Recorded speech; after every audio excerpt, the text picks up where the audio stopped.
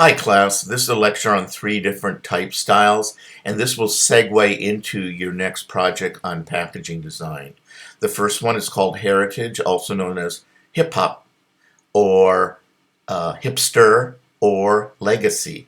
Everybody seems to call it something different, but it's a style which is slightly reminiscent of some old time style. All right?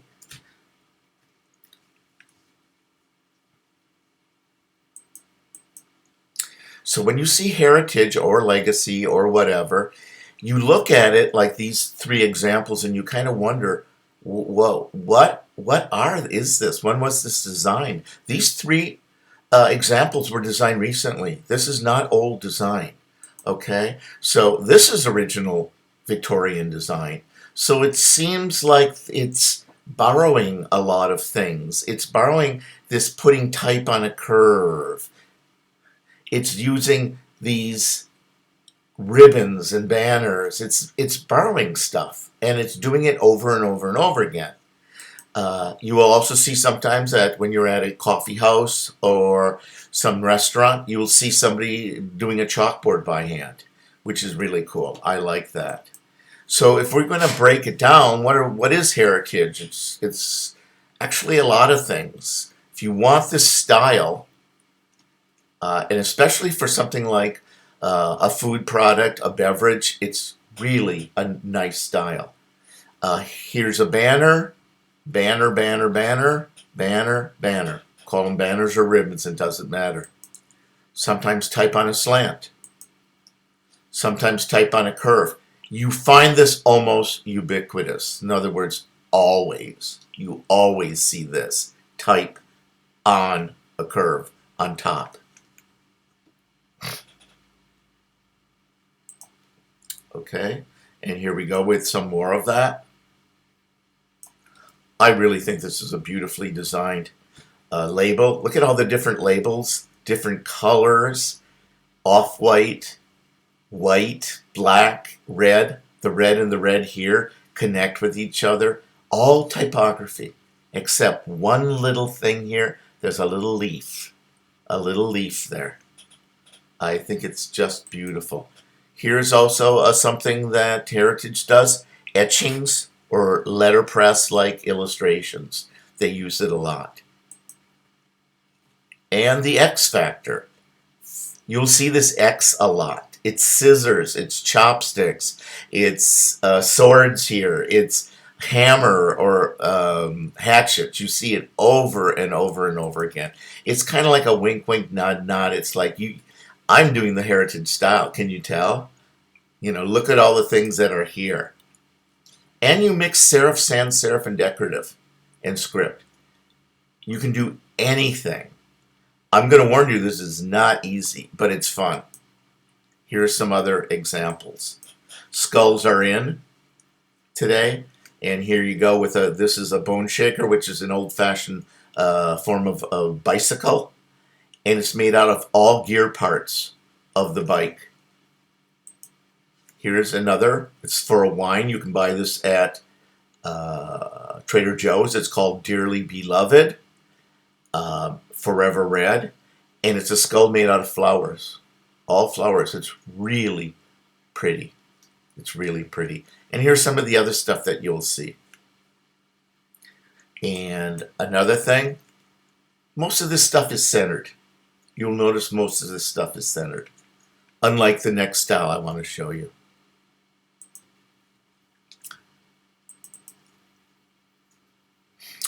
This style is called Modernist or Modernism. Let me pull this out a little bit so it's a little bit bigger. Okay.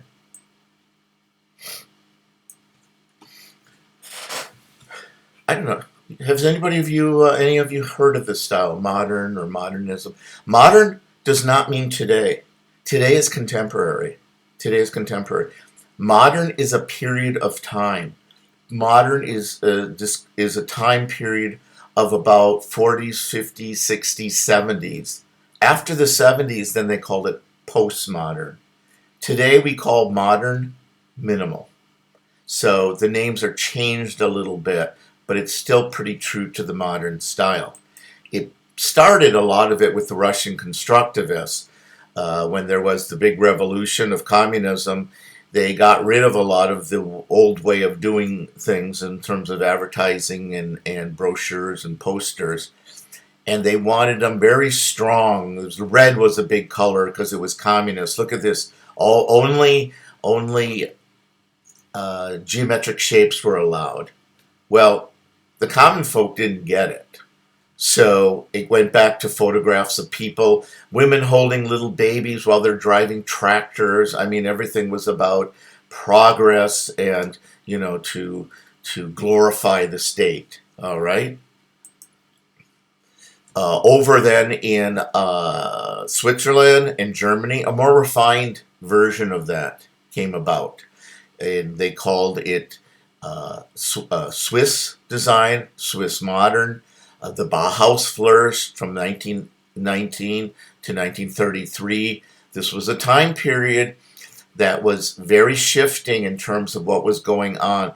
This is right up as to 1933 is when the Nazis start coming into power in Germany. So it was a very nervous and disruptive time at this junction. Oddly enough, a lot of beautiful and wonderful designs came about it. The Bauhaus was a product design school mostly, but it also did graphics. It also did a lot of fashion, a lot of other things. Okay, and you see here it continues to develop. This new typography, the Swiss modernist design kept designing. The Bauhaus left, was kicked out of Germany by the Nazis. It ended up in Chicago, and it was called the New Bauhaus. But still in Europe, you got this very clean design. Notice how dramatic. Some of the type is really big.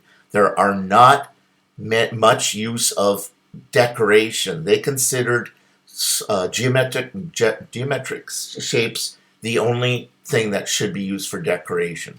Okay? And not even to use much of that.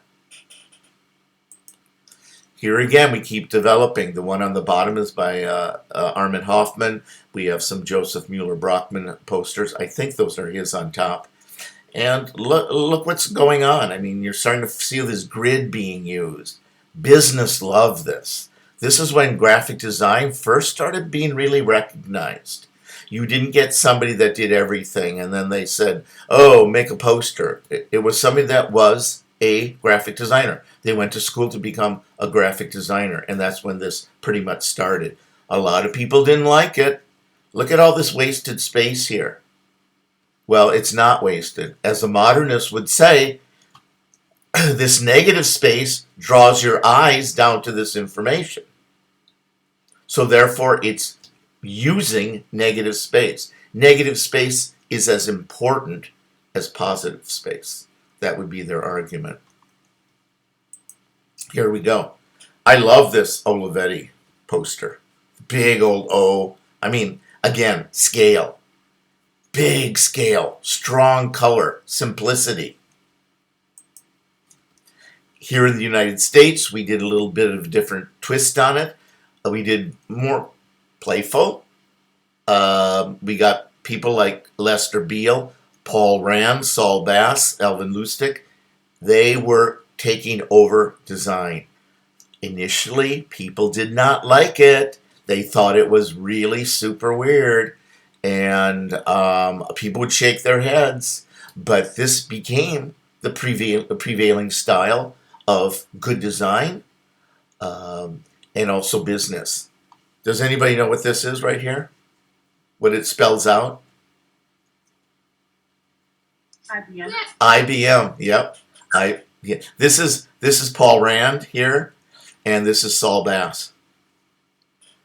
Here's some more stuff they did. Okay, and some more stuff. So here's, just as a review, the use of strong shapes, dramatic scale, clean lines, simplicity, dramatic use of negative space. Don't center stuff either. Make sure you put it in a way that everything balances out really beautifully. Use sans serif type, mostly. Bold use of color, always. Now I'm gonna go down quickly through some packaging. This is the new minimalism. Okay? Does anybody ever eat Nutella? Anybody ever have Nutella? Okay. I don't like chocolate, so I am not in the market for this. But here I did these two labels and I minimized them. I took out the illustration, I took out a lot of stuff, and I just have the name. And in this one, I made it all white. Okay. With this cell still on the right hand side. Or is this the best one? Anybody? I think the one on the right would sell, but mostly because people know what it is already. I think this would work if you knew what Nutella was. And I think Nutella has a big market. Again, I don't like it. I don't like chocolate, believe it or not. So I think any of these would sell. So this is a question to you for your soda or your beer. Do you need a picture? If you have lemonade, do you need to have lemons on it? Either graphically done or photographs. How about these cornflakes? Would these work? Would kids eat this here? Would kids like that? Probably the first one. It's more visual for the kids. Yeah. More movement. Once again, should packaging always have a photo of the product? For children, yes. For children, yes. See, it does matter. It does matter. It's a case by case basis, right? Kids don't understand abstraction. They want something simple. How about this for milk? Lait in French is milk. Would you know this is, even if you didn't know French, would you know this is milk? It's in a milk carton. You know what a milk carton is. White is a purity color. What do you think, Ellen? I mean, the pictures, you can tell it might be milk, but I don't know about the colors. Is it too happy and bright for you? I feel like it's kind of chemical-y, like more like medicine. Oh, that's not good. Okay, so you're getting a chemical vibe from it. So Yeah. for you, they lost their market with Ellen. Ellen is not buying this. Okay? Maybe Jerry will, but Ellen is not. Actually, I don't drink milk because I'm allergic, but I would do something else. Let's just try product design. This doesn't have to be food, just product design. This is for hair care. What does this communicate to you? Does this communicate a cheap product or an expensive product? I think expensive. I do too. Yeah. Okay. Katie, did you just come in? I see Katie popping. Oh no, I've been here. You've been here. Okay. What do you Yeah. think? What do you think? Is this expensive or just something you buy at Rite Aid? I think it's expensive, especially the way that the bottles are shaped too. Yes. Now, I also teach and work at the product design department at Otis College. This is exactly what a lot of the students would work on, something like this. Make it simple and beautiful. Also, what's very important is the tactileness of this. I am looking at a photo and I just want to reach in and grab it and hold it. It just seems like it would feel so nice, doesn't it? I just love this. How about this for milk, Ellen? The same as last time. The same thing? I don't know why it just doesn't like feel to me as milk, more like. So I'm it's sorry, I think I'm thinking into it too much. so you don't, this doesn't reassure you that this is good wholesome milk. Yeah. Okay, and that's it. Food packaging has to make you feel comfortable. Feeling is very important. Feeling good about what you're going to buy to drink is very important. How about this? How about my dog is so important, I'm going to buy him the most expensive dog food I can. Does this work for you? It's pretty nice. I think it would be good to have a picture of what it looks like on the Mm-hmm. package, I know. but it's not. It's nice. There is no photo. Is it kibble? Is it wet? What is it? Okay, this is the last slide for this. So, modernism is about dramatic but simple design. They're dramatic about everything. Scale, color. I think some of this is really pretty. Some of it is hit, some of it is miss. Look at these pretty soft colors. Okay. Okay, somebody's trying to get in. So use scale, large and small, and color to sell your story, your product. We're going to talk about storytelling too. Everything that's designed should tell the customer there's a story here somewhere. All right, so let's end this one. Last one. Don't save. And we're going to open this one on Whimsical. I'm going to want you, when we start designing, I want you to pick one of these 3 design styles, and I want you to work in it. Okay? Let's get this up here. Okay. One of my favorite characters from Alice in Wonderland is the Cheshire Cat. Okay. So Whimsical. You can look it up. You'll get this. Same thing. Playful. Volatile. Quirky. Capricious. Fickle.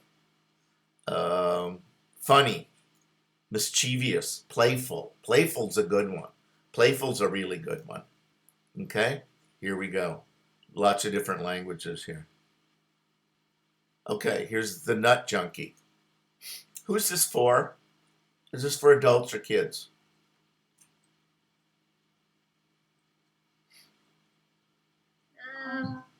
Like a teenage audience, A what? like for people who like younger people who want to like get healthy, and they're like, oh, this Interesting. seems- Okay, so what Genesis is saying, this is for people, the marketing is for younger people who want to be healthy and also have a little bit of a sense of humor, huh? Mhm. Yeah.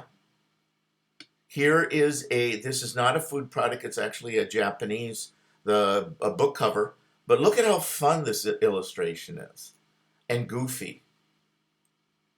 The Japanese are very comfortable with doing stuff like this. This doesn't always play well in the United States, though. How about this for Be Happy Purina? I think this is wonderful. I've never seen this in the store, though.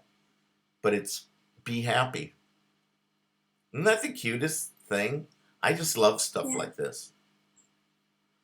Zilch. Okay. This is actually, I think, a combination of modernism and whimsical. Again, a combination of, I would say this is heritage style and whimsical. So you get combinations too. It doesn't have to be pure. Look at this. This is a European food line. Look what they've done. They've actually made the food part of the packaging. Look at that's kind of cool. Yeah, isn't it? Like, look on the bottom left. The mountains are like grain, some kind of grain, rice, something brown. On the top, the spaghetti is part of a hill they're climbing on the top right. I think this is very clever. I love stuff like this. I would buy this all day just to have it on my counter. How about this? Don't you just love that bear? He's got his big mouth open, and this is for honey. And you got some bees, and that's a window. You can see the product. Over on the right is spaghetti. How cool is that? I like that it shows that, like usually like if an avatar like is eating or a mascot is like eating something, they don't show the actual like meal, just like a 2D drawing of it. But this one shows the thing that you are going to eat, and he's eating it. Yeah, yeah. So it suggests things. That's what good packaging is. Now I'm showing this for your benefit. I want you to use this, okay? This is actually just something I found on eBay because I collect old packaging. And this is an old product for a Chinese product. It's for bug spray. And what I love about it, it's these two ladies and they're in their fanciest gowns. And she's got this deadly bug spray, and she's about ready to use it. It's just so funny, and it's just not realistic at all. But they are trying to show that even pretty girls can use this bug spray. Doesn't make any sense, but that's their marketing. Now this is probably from the 1930s. Okay. How about this stuff? Popcorn. 3 different ways to sell it. I think the bottom you'd call it maybe more modernist, but left and right, definitely whimsical. Okay. Again, note on the Japanese, always very good with fun stuff, little cartoon characters. Just some of their graphics. More. And we're almost at the end here. Poor Hello Kitty. She's in big trouble. Rest in peace. What? Rest in peace, because there's no way she's going to escape that. Well, I know. Let's hope that that shark has a little bow on it, so maybe the shark will be merciful. We'll see. Okay, I'm going to quit. And I'm going to call this, and I will upload this today. I'm going to call this 3 type styles. Come on. Why? There we go.